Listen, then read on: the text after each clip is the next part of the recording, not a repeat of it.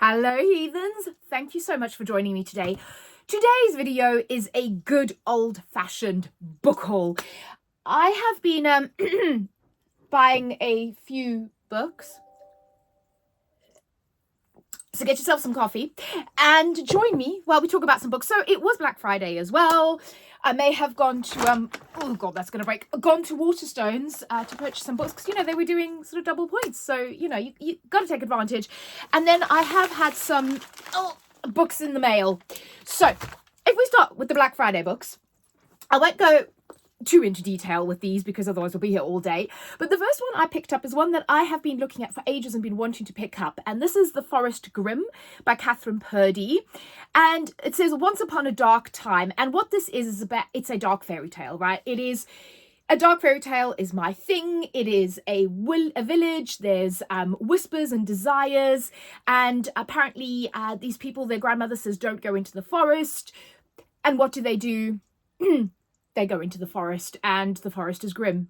So it was one that, like, it's just not been on my radar, and I was like, well, it's double points, why the hell not, treat yourself. And then this one probably needs no introduction. This is A Court of Frost and Starlight, Sarah J Maas. It's book 4 in A Court of Thorns and Roses, and it is the Christmas book, so I've been saving this one to read at Christmas. Then this one, I treated myself to the very special edition of this one, and look at that, isn't that pretty?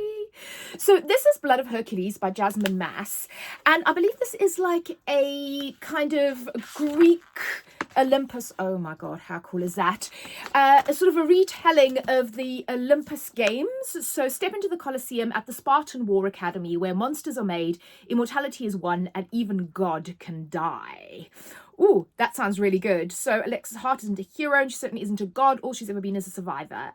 The fates disagree. Ooh, when a blood test lead. Okay, so she's doing this is why I wanted to read it. So it's Spartan War, kind of, you know how I feel about a game or a trial, and I just thought that this was a really pretty book. So yeah. I have no excuse. Speaking of a very pretty book, this is Darkly. So this is by Marisha Pessl, and I saw this. I believe this is her newest release. Again, this book is absolutely stunning. And I know nothing about this book. I just know that it's Marisha Pessl. You don't own the game, it owns you. I think this is kind of like dystopian. Arcadia has long been obsessed with Louisiana Vedder, whose games company Darkly now lies dormant after her death. It has a cult following for its ingenious and utterly terrifying games. When an ad for an internship appears, Dia is shocked to be chosen along with 6 other teenagers from around the world. Ooh, again, that sounds really good. Night Film is one of my, like, Satan tier all-time favorite books. So a new Marisha Pessl had to be bought. Then this is the follow-up. I've got the other one somewhere there. This is just Glow of the Everflame by Penn Cole. Spark of the Everflame. I think I've literally been influenced here because I've seen this all over BookTube. I've heard that it is amazing, and it's a wonderful kind of fantasy romantasy series. Very much my thing. I'm in my fantasy romantasy era, and I picked them both up because, you know, they've just come out and I got double points. Then, literally the flimsiest of excuses. This is The Scarlet Veil, and this is by Shelby Moran? I don't know how to say this. Mahurin? Am I saying that right? So I do believe this is by the author of Serpent and Dove. I haven't read that. I don't really want to read it, but I heard someone talking about this. First of all, stunning cover, right? I heard someone talking about this and I really kind of want to read it. So this is Darkness is Coming for Us, Seal. So this is about a, so this is Seal. She's a chasseur, and I believe they're like witches. And she's the first huntswoman. And then she crosses paths with a vampire. So this is sort of witch vampire, as far as I know. Whispers from the past still haunt her, and a new evil is rising, leaving bodies in its wake, each one decorated with twin puncture wounds in its throat. And now Cecile has no reason to fear the dark, because something is coming for her, and the closer he gets, the more tempted Cecile feels to give in to his dark hungers and her own. Hello. Yeah. That's why I wanted to buy it, so I did. Then the next one is another one sort of in that vein. This is A Feather So Black. Again, I saw someone talking about this, thought it sounded amazing, thought I had to get it. And this is A Feather So Black is a sizzling fantasy romance set in the world of perilous magic and moonlit forests, spinning a seductive tale of a changeling princess whose her cursed sister and the dangerous Fey Lord she must defeat to save her family. So yes, it's giving me ACOTAR vibes, which is not a bad thing, but it also sounded really, really nice. And anything like this at the moment, I'm here for. So yeah. The next one, oh no, that's two. I was going to say that is very big, but I don't remember buying something that big. So this one, oh, this cover I loved. So look at that. If you get the detail, I don't know if you can pick up the detail on that cover because you've got the hands around her middle. So this is Crushed by Kate Hammer.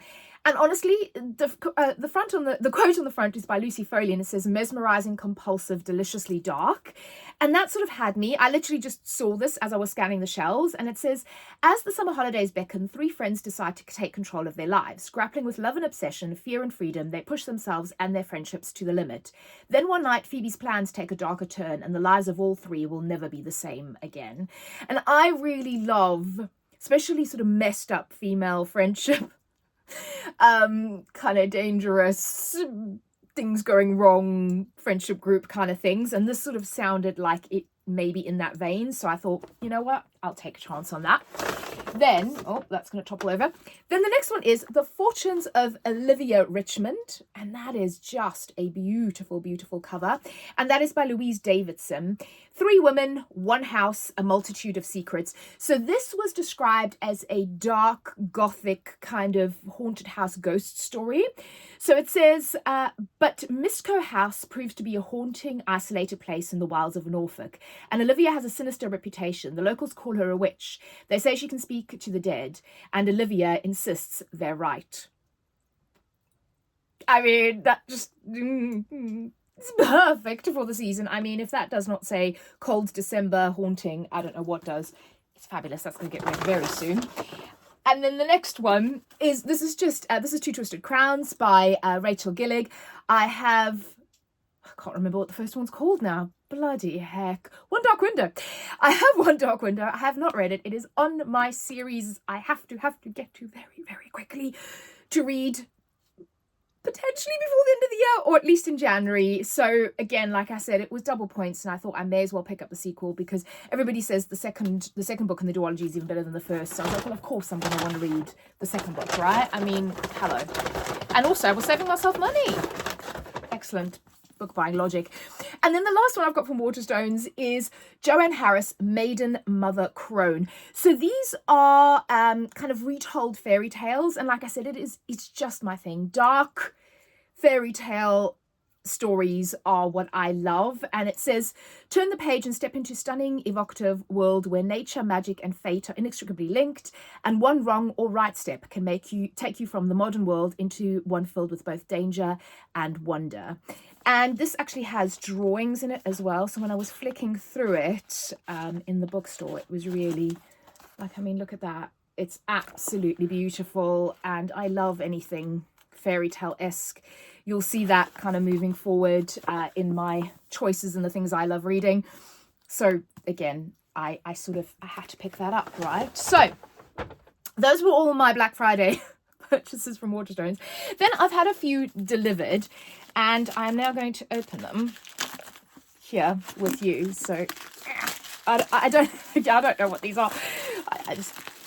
I order a lot of books, okay? My concierge thinks I'm crazy. He's like, when do you read them all? I'm like, never. Oh, right. So wait, this is okay. So you've seen it already, but this is Escaping from Houdini. So this is by Carrie Maniscalco. I'm trying to get all of the kind of Stalking Jack the Ripper series of hers on hardback. So I've read the first one. I haven't read, this is the 3rd book, I think. And I want to get them in these particular hardbacks because I think these covers are beautiful. And I'm obsessed with Carrie Maniscalco. All of her books I love. So that's Escaping from Houdini. That's the 3rd book in the series. I mean, God, look how beautiful that is. And this is raised as well. It's so lovely. So I'm kind of working my way through. So I think that, yeah, we'll open this package. Oops. I'm pretty sure that these are the other 2 in that series. Ah, it's like Christmas. I should really just put them back in the package. Yeah, there we go. So that is Stalking Jack the Ripper by Carrie Maniscalco. Again, in that beautiful hardback. And then we've got Hunting Prince Dracula. And then the third one, I think it's called Escaping the Devil or something along those lines. For some reason, that one's really expensive, but I'm going to have to bite the bullet and just buy it because I want all four of them. So what is this about? So this is an ongoing series about, what is her name again? God, I read the first one so long ago. He's infamous killer, no man as she's the girls. So we're set in Victorian London. So Audrey Rose Wadsworth, I think in this first one, she wants to, she's a Victorian lady. She's told to sort of sit at home, be cute, embroider, but she's interested in forensics. So she wants to go off and go to the school and study forensics. And she kind of teams up with this guy in this kind of forensic school. As you can imagine, at the time, studying forensics was very much frowned upon. And in this first one, they're in London at the school, and of course the Jack the Ripper murders are happening at that time. And then you've got each one in the series kind of follow something else. So this is obviously, I believe they actually go to Transylvania, and then this is about Dracula, and then the third one is Houdini. What I will say is they kind of seem like they might be supernatural, but they're not. They're more like really cool detective stories from what I remember from the first one. I think I'm gonna have to reread the first one because I read it so many years ago, but it's I just loved it. I love Carrie Maniscalco and I really love those editions, so I kind of wanted to get that. Then the next one, let's see what this is. Dark and Shallow Lies, and this is by Ginny Myers Sane. So, a missing girl, a town full of psychics, and a secret that won't stay buried.